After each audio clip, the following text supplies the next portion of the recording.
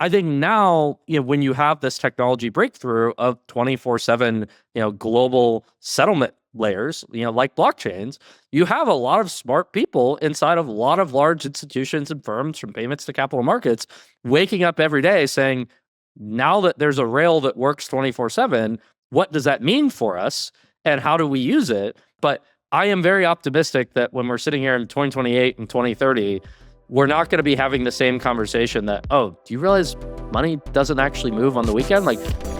Welcome to Tokenized, the show focused on stablecoins and the institutional adoption of tokenized real-world assets. My name is Simon Taylor, and I am your host, author at FinTech Brain Food and head of strategy at Sardine. And joining me just about is Kai Sheffield, head of crypto at Visa, who's struggling with laptops and all kinds of stuff. How you doing, my friend?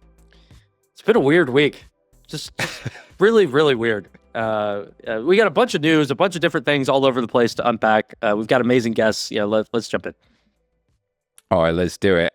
Also joining us is Yuan, who's founder of Perena and the former stablecoin lead at Solana. Anna, welcome to the show. How are you doing? Good. That was interesting week as well. Woke up to some fun news. Ooh, I mean, I love the foreshadowing going on here. We'll have to get to the news, but before we do get to that, I do want to just cover off this point. You posted something pretty interesting on LinkedIn. Let's see if we can pull that up for a second. I'm going to read it out word for word. You said, "Shall I start a stablecoin advisory firm? I'm getting flooded with DMs wanting the scoop on stablecoins and real-world asset tokenization. Banks, fintechs, Fortune 500s sliding into my inbox like, hello, what's up? Maybe it's time to start charging for these 10 p.m. consultations. Like, what's going on?" Correct. Since Stripe acquired Bridge, my inbox started flooding with non-crypto people. Prior to that, it was mostly crypto people asking about stablecoins. And after that, it was banks, pure Web2 companies that have nothing to do with payments. All sorts of, I talked to a number of central banks. A lot of people want to know, a lot of people's bosses want to know what to do with stablecoins on and off Wall Street, from Wall Street to Main Street to like everywhere around the world. And they all want to know. Yeah. So somebody keeps saying every bank needs a stablecoin strategy. I blame that guy, whoever he is. But Elise, good to have you back on the show. Returning guest, exec director at Global Digital Finance. How are you doing? I am great, thank you, and thanks for having me back. I'm glad that even after I said central bank money was boring the first time you had me on, that you've agreed to let me come back and talk about regulation and all things policy again. So great to be here. Let's rock and roll. All right, and just before we get into the show, I'm happy to remind you that this podcast is sponsored by our friends at BVNK. And if you've been listening to this podcast, you've probably heard us say every business needs a stablecoin strategy. And if you're looking for the best place to start, that's BVNK. BVNK is the leading provider of stablecoin payments infrastructure, helping businesses move money faster, settle globally, and even launch their own stablecoin products. All with licensing and compliance so you can build with confidence. We're proud to partner with BVNK on Tokenized. To learn more, visit bvnk.com. All right, thanks BVNK for being a great sponsor. So let's start the only place we can start. A couple of years ago when you used to say Libra, everybody thought you meant a stablecoin. Now they think about something different. This is the president of Argentina who endorsed a stablecoin called Libra that, of course, then rocketed in price. He then walked that back maybe 3 hours later, which correlated with that price crashing. The initial claim that this was a private sector initiative that was going to boost Argentina's economy, but the scandal that has taken off since then, it appears and it is alleged that insiders had benefited almost entirely from this, and that there are several groups involved that CoffeeZilla has interviewed. There are several NGOs that say that estimate 40,000 citizens lost a total of maybe more than $4 billion. The Argentinian stock market dumped more than 5% on this news, showing it really wasn't isolated. So there's a lot of allegations here, and there's a lot of things that we could kind of unpack. But Elise, I know you've been watching this. I know you talk to policymakers quite a lot. What's your sort of takeaway from the last few days of what's been happening with meme coin mania? So, yeah, I have a couple of thoughts on this. One is that I think it really emphasizes and underscores the point that you cannot take one set of regulations and apply them and just say, these are the regulations for crypto, which sometimes I think is the approach we start from. We've been dealing with this, for example, in the UK. There's a consultation that's out at the moment on market abuse, admissions, and disclosures. Now, this consultation basically is proposing to treat all crypto assets, from stablecoins to meme coins, the same way, which is very similar to how MAR is structured to prohibit and, to prevent market abuse for securities. That doesn't work for meme coins. And I think when we look at how this happened, and then if you look at current structures for preventing market abuse, we're going to need something totally different to combat this in meme coin markets versus stablecoin markets versus tokenized deposits. All of these, similar to what we have in traditional finance, highlight the need for really clear regulation that looks at these individual products and services in their own individual and unique ways. So that is the first thing that I would say about that. The second thing is that, even though if you think about these, meme coins that we've seen, and obviously you had Trump as well, that when you look at the regulatory priorities, though, they're not usually focused on that segment of the market at all. So even in the US, Q1 is completely devoted to stablecoins, and then Q2 is going to be market structure. And so actually, Simon, I think that I saw you posted something about this earlier, which is, stablecoins are surging ahead, crypto markets down. It's an interesting direction of travel when you see where the regulation is going and then where the market will potentially follow, which is something I bang on about all the time, is that good regulation actually can drive markets forward in a really helpful way. Fascinating. Anna, what are your thoughts? I think a lot of people associate Solana and some of the other ecosystems that have high meme coin activity as blockchains are only good for meme coins. That is definitively not true. A lot of times meme coins it happens time and time again throughout history. Before meme coins, it was stocks. Before stocks, it was the Dutch in East India Company ones that people bought, like way back when. So people will buy things that they think will go up in value, whether they know it's rugging other people at the expense of being extractive or not. I think that's the reality. Meme coins just make it a lot faster and a lot easier to do so. So when it comes to regulation, I don't think regulation banning these things are the right way to go, because people will find ways to do this.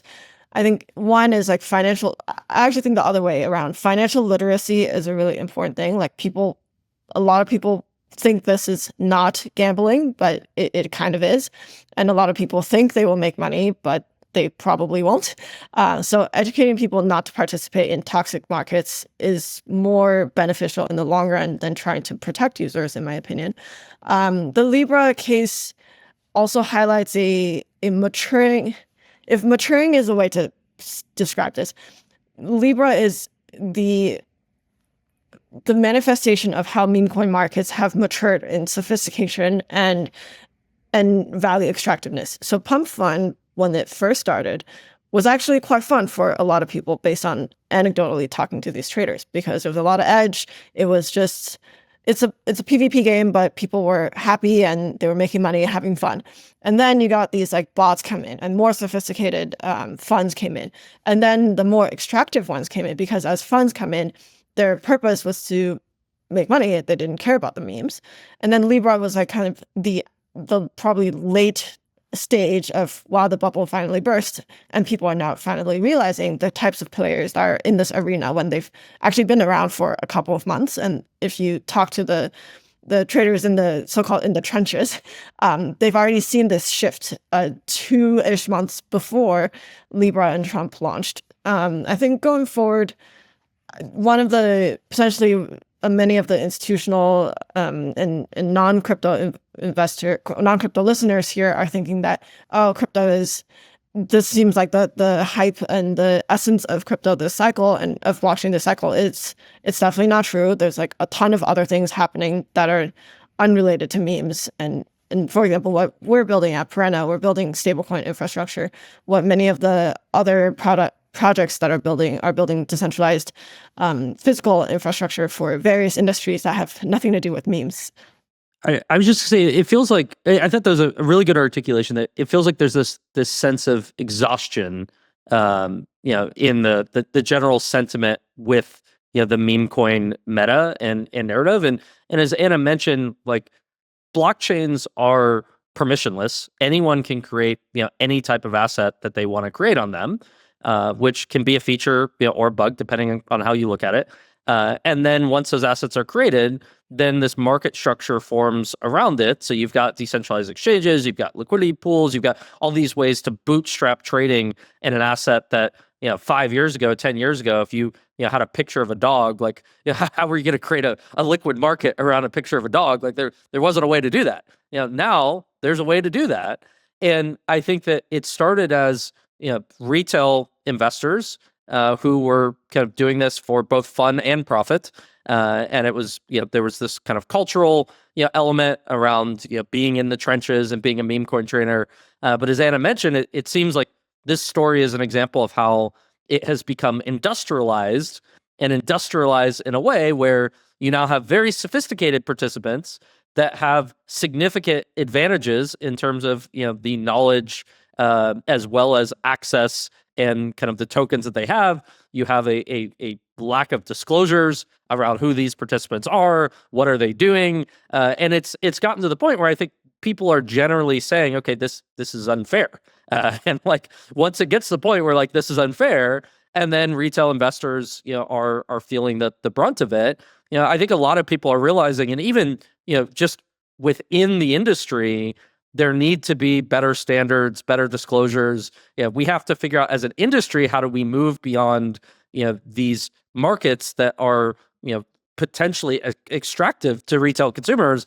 How do we leverage all of the public blockchain infrastructure to enable markets, that can, be fair versus enabling all that infrastructure to be misused, in a way that is unfair? And I think it's still a big question around how does that happen? And you can't really just ban meme coins. It's not like an easy thing to do.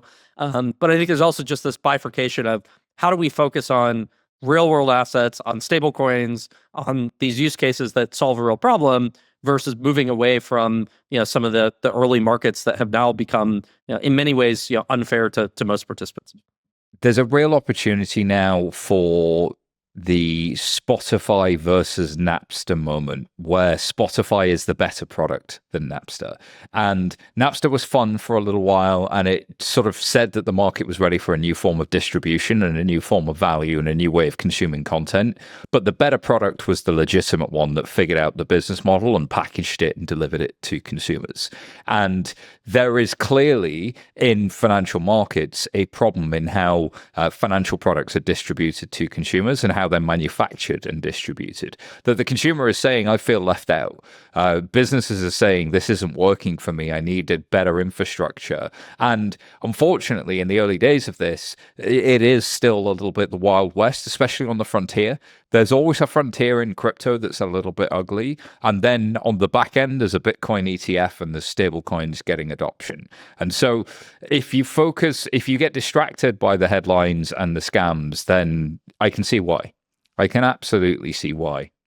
Yeah, and I think to those a couple of the points that were raised, like one, I agree. I don't think that banning meme coins is the way forward at all. I think though that there should be better education. So completely second that point, Anna, but also better division, what you were saying, Kai, between retail and wholesale markets as well. Because in current financial services, we don't just have sort of one category of product that's sort of open to everyone. And there can be better ways to have consumer protection coupled with that education if you also have that better subcategorization of what products are offered to who, and that makes it work better for businesses, for infrastructure, and for the consumers. And so I think that's an important piece here too that could, really protect people in the long run. And it's not to say, again, that retail customers can't have meme coins. That's not what I'm advocating for. But I do think, there does need to be some sort of clear division of what types of products are you actually investing in? What is being offered? What makes sense for these different types of the market? There's a reason the under 11s don't play with the adults, right? Like there's a difference in just the size and scale of their ability to physically maneuver, and that division probably makes sense. And one last point, and then there's so much to cover today that I do need to move us on. Yeah, coming from a DeFi perspective, I don't think consumer protection is a restriction, but rather an optionality. So to your guys' point, we should have disclosures, but we shouldn't ban retail from trying anything. But clearly, blockchain is democratizing access to pretty much every type of financial product. Yeah, it's crazy. We had Chris Brummer on the show a little while ago. He's the world expert on disclosures. He's built Blueprint. And one of the things with the Edgar database and SEC is disclosures don't work. They're supposed to create a level playing field, but most people don't understand them. So how could you do disclosures differently, and how could you do it transparently and on-chain? I think it's a fascinating idea. So the next bit of news was it's been earnings season. Coinbase crushed, Robinhood crushed, and there was a crazy thing where Robinhood, well, it's not crazy, but I think a watershed moment where Robinhood say they're using stablecoins for 24/7 settlement when markets are closed over weekends, and I think that's a fascinating moment. So let's start with Coinbase, and I'm just going to read out some of the bullet points here from their earnings. So Coinbase custodies $93 billion worth of crypto for the Bitcoin ETFs. They have 220 billion assets under custody. Their base, their L2 on Ethereum, had an 89% quarter-over-quarter increase in assets on the network. And they did 6.6 billion of revenue over the 2024 calendar year with a net income of 2.6 billion. And here's the standouts for me. Trading revenue in retail, that was 82% of revenue in 2021. That's dropped to 59%. Trading revenue from institutions, that was 4.6% in 21. It's now 6.2%. And stablecoin revenue is now well over 10%. And they are a much more diversified business. So Kai, I'm going to give you the honors on kind of going first on the Coinbase news and some of the diversification you're seeing in that space. What are your thoughts as you look at that trend and that change in the public market? Yeah, I think it's really interesting to go back a few years and ask where was Coinbase like 3 or 4 years ago, and I think that there were questions around, a lot more of their revenue was coming from retail trading. There was a question of, would the fees that they were able to charge there, would those, have to come down, over time as the market became more competitive? You had the growth in decentralized exchanges, and Uniswap was, taking off and doing, a ton of volume. You had offshore exchanges, like Binance and FTX that were adding more tokens faster and seemingly kind of disrupting Coinbase. And I think one, you have to give Coinbase a lot of credit for they didn't try and play that game, and they stayed focused on doing the best they could within the regulatory environment, being able to serve institutions. I think being the custodian for the vast majority of the ETFs, that's a major win for them as a company. I think their ability to navigate and transition to the on-chain world, and with launching Base and not just getting Base off the ground, but Base is now one of the most successful L2s or kind of next gen blockchains out there. I think Coinbase Wallet has improved dramatically as a product. I think it's clear that they're driving a lot of adoption and usage of USDC.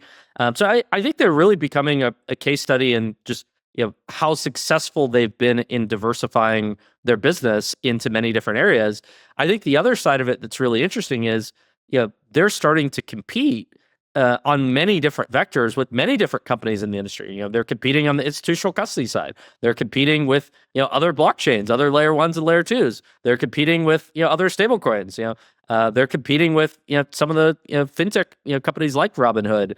And so I think they've been so successful diversifying themselves that now they're competing on many different dimensions. And it'll be really interesting to see how other exchanges, other custodians, other fintechs and trading platforms, how they view Coinbase and how those dynamics play out. But I think you have to give them a lot of credit for the way that they've diversified their revenue and the way they've executed with their on-chain strategy with Base. So I guess I would add that, on diversification, completely agree. This is hugely important. Simon, I know you recently did your kind of state of fintech report, which wrapped up everything that happened and also looked ahead a bit at the years to come. And I personally agree and think that a key trend in the coming, year to, 5 years is going to be one, acquisitions, but also new types of global giants emerging. And I think that Coinbase is just one example of this. So, a lot of various, crypto institutions are moving really fast in jurisdictions where they feel that they have, clarity and in regulatory certainty and able to do so. But, they're buying, not in addition to diversification and setting up new businesses, they're also buying existing companies, getting existing licenses and expanding the way they can offer both crypto products and TradFi products. So, I guess what I would say is that this is, to my view, they're going to be a new class of behemoths. Like, when you think about BlackRock, for example. Yeah, yes, exactly. But in kind of breadth as well, in terms of the suite of products that they offer. And I think this is just the beginning of that. Absolutely. Anna, I want to bring in the Robinhood element here and ask you sort of, I don't know if you saw the CEO's interview on Bloomberg where he was saying they use stablecoins to facilitate transactions and settlements between cash and crypto 24/7, particularly on weekends. And he said it can solve a whole bunch of problems because it is running 24/7. I saw that and I thought, people have kind of got that stablecoins are global, especially if you're in the global south, but maybe they're still underpricing the 24/7 side of it, which is kind of understood in DeFi, but is TradFi waking up to this? And where do you think Robinhood fits in that big picture? I think Robinhood is testing waters with stablecoins and blockchain. And I saw Vlad also said that he's trying to get approval to launch tokenized equities, which is what Ondo announced recently as well. So I believe there's going to be a decoupling of issuer and venue, just like how Robinhood in the future will do a lot more things than just using stablecoins to settle on weekends. In terms of faster settlement, like tokenizing equities and money is one way to settle faster, but another major use case similar in nature is pre-funding for payments. And I think both the trading use case, the payments use case of allowing assets to get to a place where the counterparty trusts that you have that asset there 24/7 is something many non-US countries have taken for granted with their real-time payment systems. But I think in the US, in the financial industry is relatively new. So that is a super cool innovation that they're doing. Yeah, I think it's fascinating to me that we're in 2025, we're in an era of exponential improvement in AI, towards artificial general intelligence. We're kind of living in this crazy futuristic world, and generally money doesn't move on the weekends. we're still we kind of brings you back down to earth of as humanity, we have not solved how to actually move money on the weekends at scale across any use case or any industry. And even when it might feel like money's moving on the weekends, when you get, whether it's, some RTP systems, whether it's, Wise and others, a lot of times the money's not actually moving on the weekends, particularly, cross-border. And then you have all of these dependencies behind the scenes, whether it's pre-funding, whether it's collateral, you have all of these challenges and, really things that have been put in place, to enable, the front end to seem as seamless as possible. But on the back end, there's this huge gap of, 2 out of the 7 days of the week, like things are just closed. And so I think that we're now at the point where it's like people are seeing the light. That if you ask someone like 3 years ago, like how many people in capital markets and in payments were like waking up every day trying to figure out how to actually move money on Saturday and Sunday and bank holidays like 3 or 4 years ago? Like there really weren't that many. It was kind of just a given that, oh yeah, it doesn't work. You can't do that. And so they were like trying to figure out all the things that you could do in place of that. I think now, when you have this technology breakthrough of 24/7, global settlement layers, like blockchains, you have a lot of smart people inside of a lot of large institutions and firms, from payments to capital markets, waking up every day saying, now that there's a rail that works 24/7, what does that mean for us and how do we use it? I think it's going to take a significant amount of time. Many systems are built to kind of only work during the week. But I am very optimistic that when we're sitting here in 2028 and 2030, we're not going to be having the same conversation that, oh, do you realize money doesn't actually move on the weekend? Like, I think there will be many examples at scale within traditional institutions where money is moving on the weekend. And that alone, I think, is just a positive thing for the overall global economy. Where Robinhood goes, others tend to follow.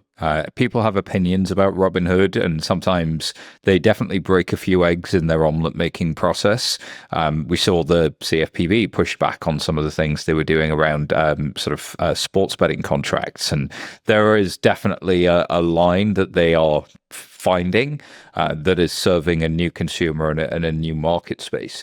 But they're also pushing quite heavily, as you say, for the tokenization of assets. And this 24/7 settlement is something that I think every broker in their position would love to have, especially one that's subject to weekend volatility, especially one that sees meme coins launched on a weekend like the Trump coin and potentially was building up a lot of systemic risk. Let's not forget that several years ago, during the meme stock craze, the DTCC actually made a margin call for posting a lot more collateral against Robinhood because they were going to be closed over the weekend and they wanted to make sure they just had enough collateral just in case. Robinhood always argued back against that and said, well, if we could settle this stuff real time, I wouldn't need to post all that ridiculous amount of collateral based on your calculation of my risk. So the pushback here has been kind of consistent and multi-year from these guys. And everybody forgets FedWire and the Fed payment system is 23/6. So 23 hours a day, 6 days a week in the world's capital market. And that is potentially quite risky. But of course, the true capital markets nerd would point out the other side, which is the Silicon Valley Bank risk, which is if you have real-time payments, you have real-time runs on the bank. So we do need circuit breakers in the system. We do need to think about what those are going to be. Speaking of breakers, I'm just going to thank one of our sponsors and move us to the next story. This episode, if it isn't already obvious, is sponsored by our friends at Visa, the leader in digital payments. Visa's Tokenized Asset Platform, or VTAP, uses smart contracts and cryptography to help banks bring fiat currencies on-chain, whether it's launching a stablecoin or deposit tokens or something else. VTAP allows financial institutions to issue fiat-backed tokens, improving financial efficiency and enabling programmable finance. Check out the links in this episode's description to express your interest in VTAP. This episode of Tokenized is brought to you by Canton Network. Ever wondered where the real tokenized asset volume is heading? Canton Network is a groundbreaking public chain where traditional finance and crypto are converging into one. Why? Because Canton is the only public network with true privacy. No workarounds, no compromises, private moves, unlimited potential. $3.6 trillion worth of assets are already on this chain. Hundreds of app operators and validators are in sync. Native stablecoins are next. This is 24/7 markets, on-demand financing with real yield, where value moves as freely as information on the internet. This isn't another blockchain. This is where the serious money is flowing to solve real market demand and collateral mobility. So what would you do on a public network with full privacy? Why not ask the team at Canton Network today? Visit canton.network to learn more. Thank you kindly to all of our sponsors. This next one comes from Ledger Insights and about State Street launching crypto custody in 2026 and Citi starting to lean in. So the SEC's accounting rule, SAB 121, as many of us know, blocked US banks from really participating in digital asset custody for almost 3 years, because for every asset they custody, they would have to hold it one for one. It wouldn't be anything they could treat really fairly on their balance sheet. Now, just to give it some kind of scale, State Street has 46.6 trillion assets under custody, with Citi having 25 trillion. So, not like Coinbase's 220 billion. This is well into the trillions. These are the world's second and fourth largest custodians globally. Elise, going to come to you on this. What are these financial institutions seeing? What is it about the timing? Is it just the accounting move that's let them move in, or is there something bigger going on here?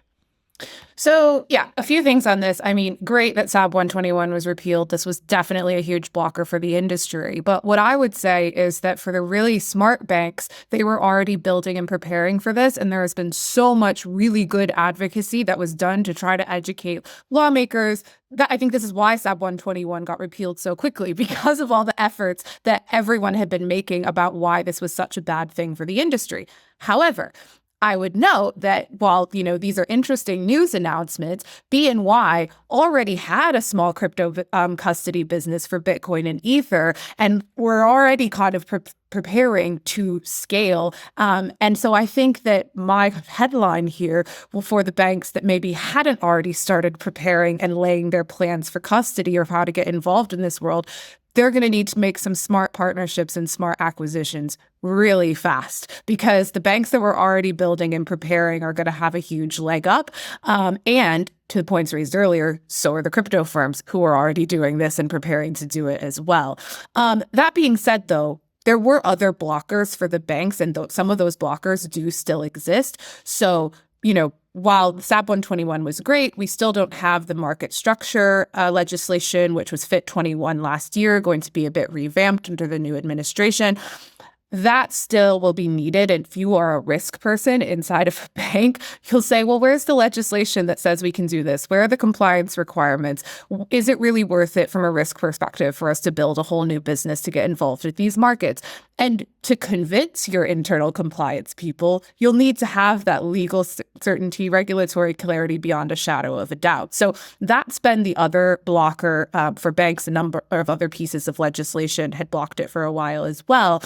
But I think that the last thing on that is, really tone from the top and education from the top is something that I hear from a lot of the TradFi institutions. Is you might have your great innovation division or like crypto and digital asset division that are really all in on this and supportive. Really hard to get things moving quickly if your senior executives, the points raised earlier, are like, well, crypto's all meme coins. Why would we want to get involved in that rubbish? So I think that piece of education is also a huge blocker for banks. But yes, hugely exciting in general about the SAB 121 repeal. And the institutions are coming. Anna, what do you think about the growth of the crypto native institutions kind of in the custody space, and how's that market space been evolving? Because generally people always get excited when they see a headline of Citi and State Street and big name, but maybe less excited when Fireblocks does something amazing in Anchorage and somebody else. I think I'm hugely bullish on DeFi native and crypto native players. Kind of from the innovator's dilemma, you see like throughout the decades, typically new emergent players get to increase in market dominance as market dynamics shift. I still think traditional custodians and financial institutions will play a huge part in this future of TradFi and on-chain fi, let's call it, coexisting. In terms of the custodian landscape for digital asset native custodians has been innovating rapidly. Right before this, I got off a call with one of the custodians, and 2 years ago, segregated custody for trading and delayed settlement was not really a thing.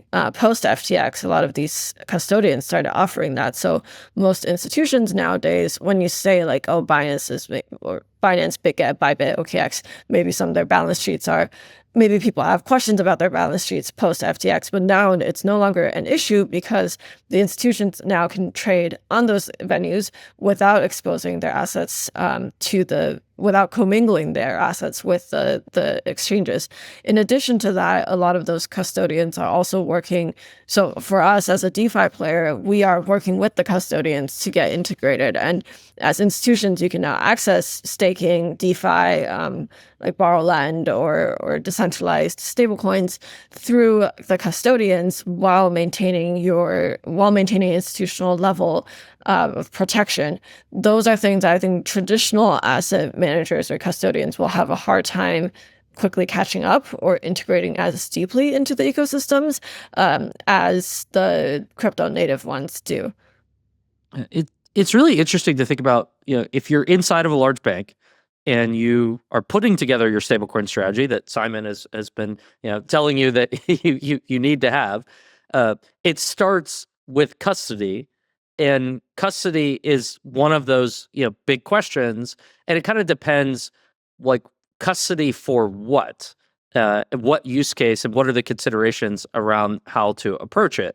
And so, I think we've seen that, there's kind of one mindset of, okay, we need custody for payments.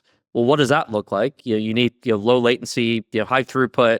You got to have access to the keys, focused on stable coins, being able to support, many different chains. There's custody for holding, Bitcoin. And that's, one thing. And maybe that's, can be more cold storage. You're not, moving it around as much. There's custody for DeFi and staking.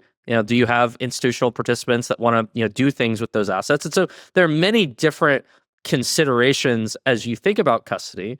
And then you can go through and say, all right, well, do we want to build everything in-house? And, do we have the technical talent and expertise of, how to manage cryptographic keys? We might have some existing HSMs. How do we, repurpose those? And like, are we prepared and ready to do that?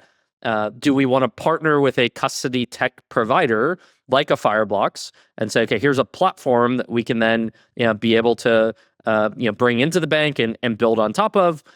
Do we want to outsource to a sub-custodian? Do we want to go to someone like Acreage and use them where we don't have to manage keys ourselves? And so I think just within that single question of what's your strategy on custody? How are you going to approach custody? There are many different dimensions that banks need to evaluate it under, and different paths that they could go. And I think that there's a short term, how do you prioritize speed to market? I think there's almost like this whiplash feeling of, there were banks that laid off their digital asset teams like 6 months ago. And so it's like you're going from like, we thought, oh, like this isn't going to be a thing. We don't need a team. And then now all of a sudden, like, we've got clearance, or there's a path to clearance to being able to participate. And so how do you manage that? And, is it faster to get to market, with sub-custody versus what are the long-term implications? So I think it's a fascinating topic that, many banks are starting to spend a lot of time on. And the ones that I think are the best positioned are the ones that have had teams and strategies that have been in place for the past 2 or 3 years. And many of them have built, products, and now they're kind of just focused on bringing them to market versus being at square one. And there's a lot of work that you have to get up to speed on very quickly.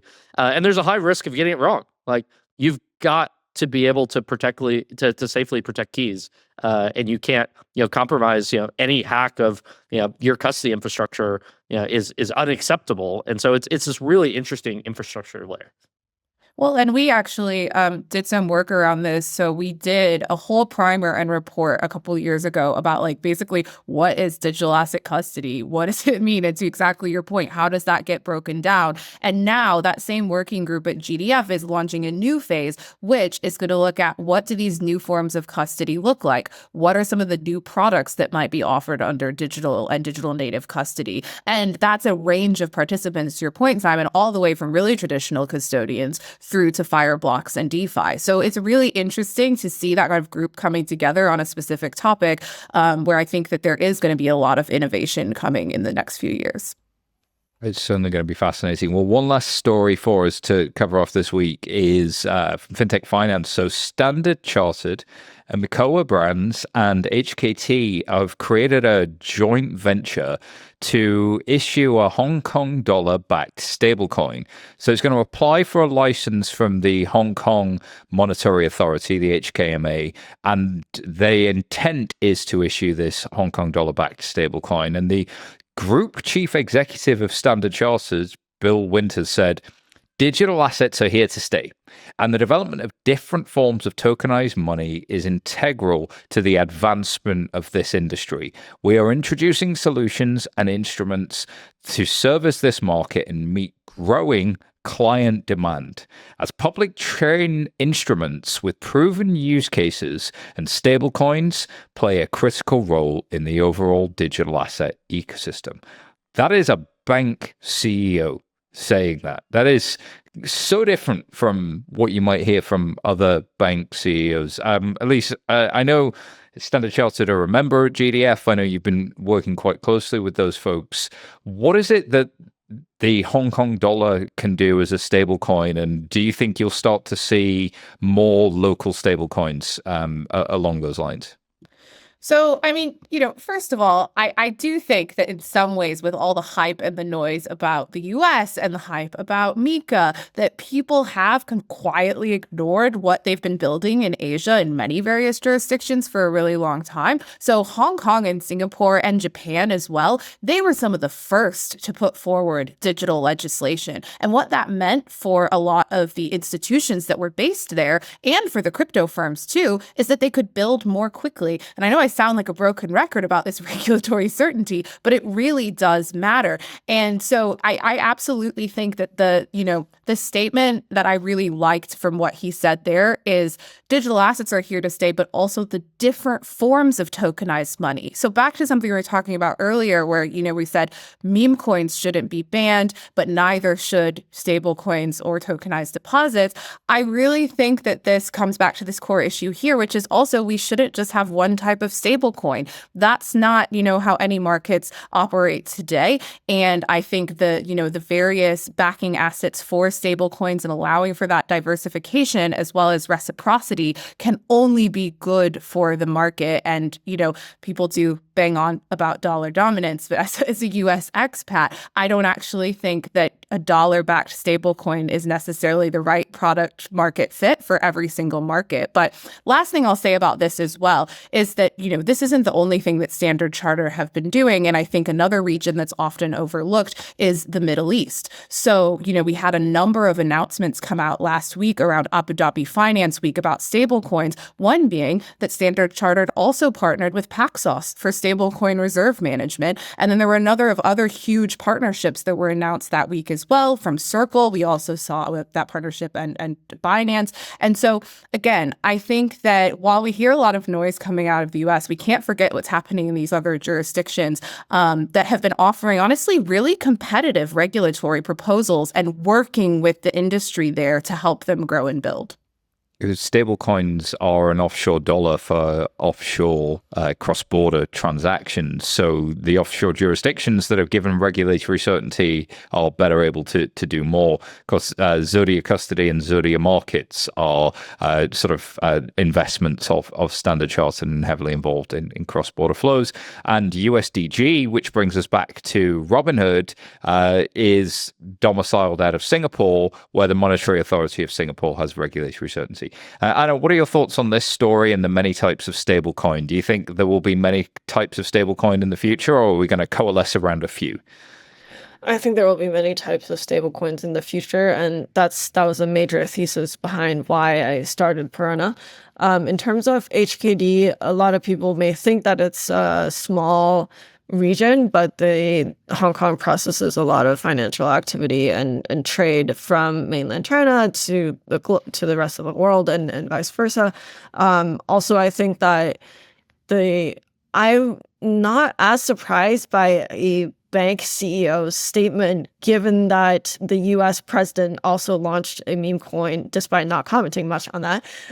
But they're much more the rapidness of change in adoption of digital assets in all shapes and forms has been dramatic, but it's not something that came overnight. Like a lot of people inside the industry and at banks have been eyeing this, and it's kind of a game of chicken and egg, and also like, what are other competitors doing? I understand that a lot of them are afraid of this regulatory uncertainty that Elise was mentioning, or like even the potential hostility towards pure digital assets. However, the moment one major bank or one major asset issuer starts utilizing stablecoins and digital assets, it becomes a competitive game. Like if the rest of the banks slowly don't adopt, then the one who adopted this technology may be able to offer better services, better yield, better rates, and cheaper fees. So all of that could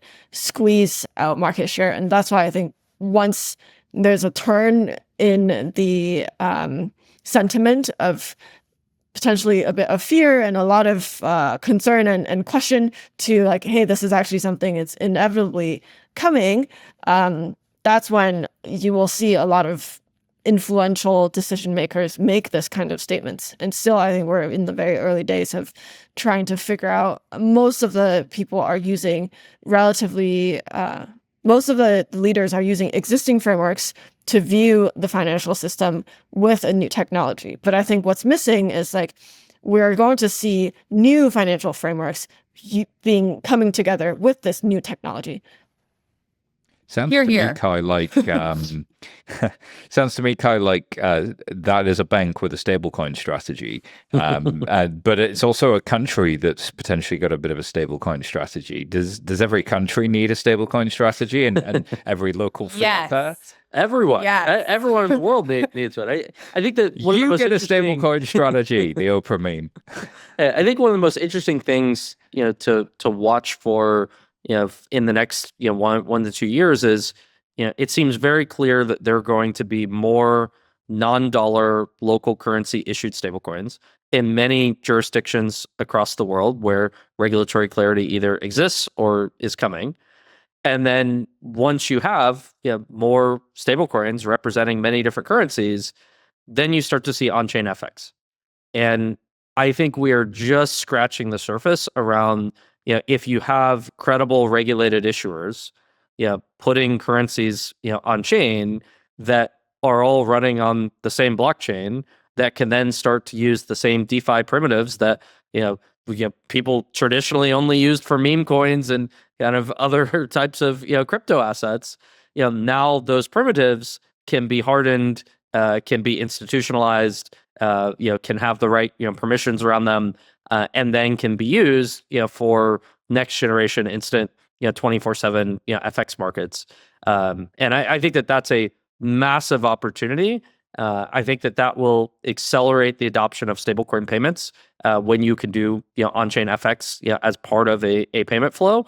But I think there are a ton of open questions around how will it work from a product perspective, regulatory clarity, not just on issuing a stablecoin, but on, DeFi and institutional DeFi, and can banks be liquidity providers into an AMM, and how do AMMs work in the first place? Like there are all these, like the rabbit hole just gets deeper and deeper, where like what is a stablecoin is now just like, that's, everybody knows that. What is a automated market maker that does on-chain FX and the rules around that, and who are the liquidity providers? Like that those are like the questions that people are starting to like really think about and try and understand.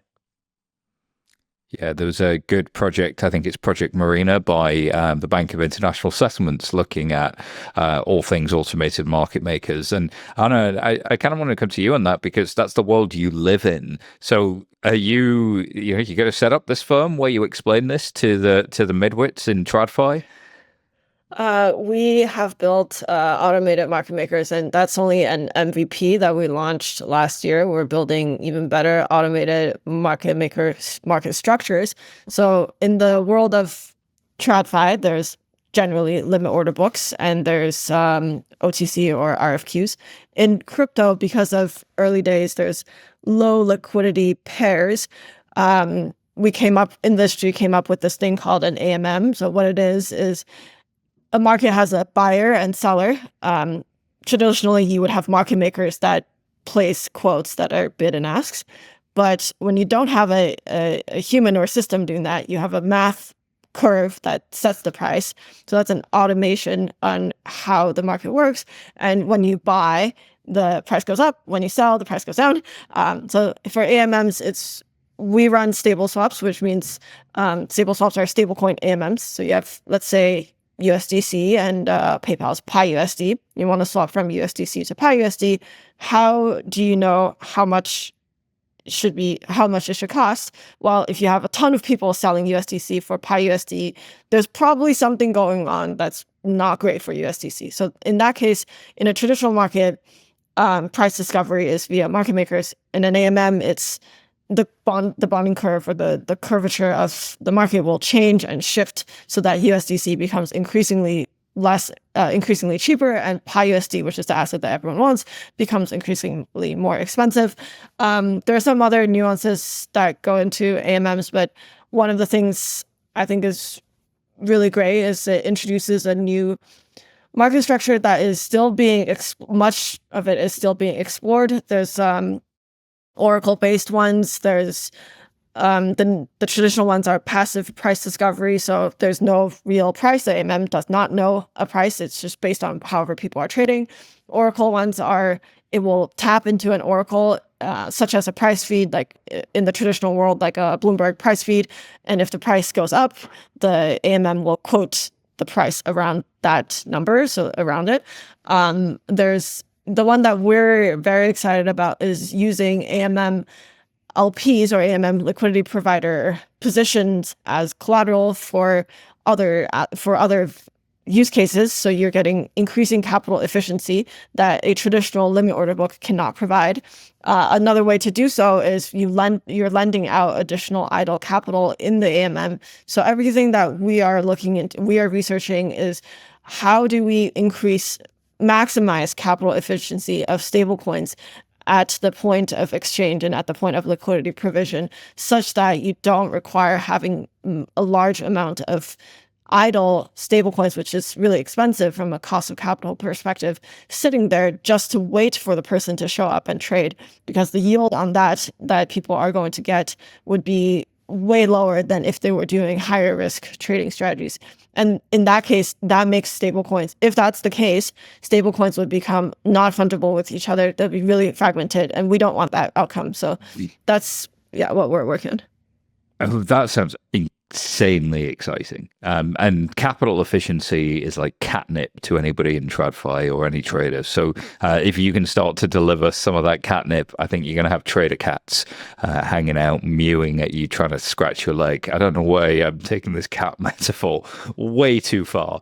But I think that's a good place to leave it. I'm going to thank everybody for listening. I'm going to thank Anna for joining us, first time guest, but I hope you'll come back often. Where can people find out more about you and what you're up to at Perena?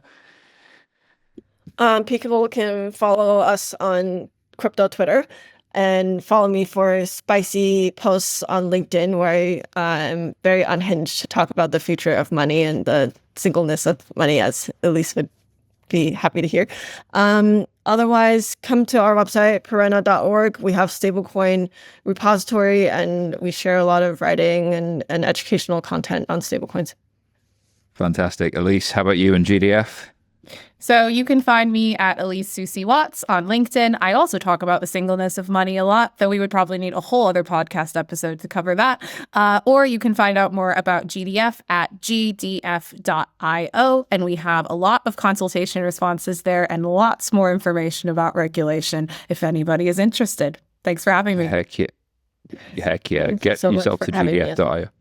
Yeah, no worries. Kai, where do people find out more about you and Visa? On X at Kai Sheffield and visa.com/crypto. You'll find me at SY Taylor on Twitter and Simon Taylor on LinkedIn. And you will find this podcast wherever you get your podcasts. We're on YouTube now. Go check us out. Go drop us a like over on YouTube. Go see if we have faces or if we are just voices from the ether. And we'll speak to you all soon. Have a great week, whatever you're doing, because crypto never sleeps. Bye for now.